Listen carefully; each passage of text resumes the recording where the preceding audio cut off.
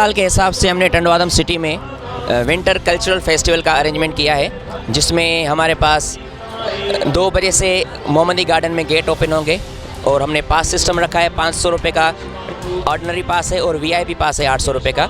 और उसमें बाहर से बहुत सारे कलाकार आ रहे हैं, जैसे सिंगर आ रहे हैं जामिन अली, जोएब चांडियो, फरहाल आशारी, विनोद बच्चानी, मुनव्वर अली जिस्कानी और हमारी सायरा सिंधु। और हमारे पास बहुत पाकिस्तान का और हमारे सिंध का मशहूर कॉमेडियन आ रहा है असगर खोसो, वो भी 8 तारीख को सैटरडे के दिन मोहम्मदी गार्डन में। और आप भी आएँ, अपनी फैमिली के साथ लुत्फ़अंदोज़ हों। यहाँ पर 2 बजे से प्रोग्राम शुरू हो जाएगा, गेट ओपन हो जाएंगे, फूड कोर्ट और मीना बाज़ार का सेक्शन शुरू हो जाएगा। और आप भी आएँ अपनी फैमिली के साथ इस इंजॉय फेस्टिवल का आके मज़ा लें। मज़ीद खबरों और तफसीलात के लिए विज़िट करें हमारी वेबसाइट www.awamiNewsHD.com।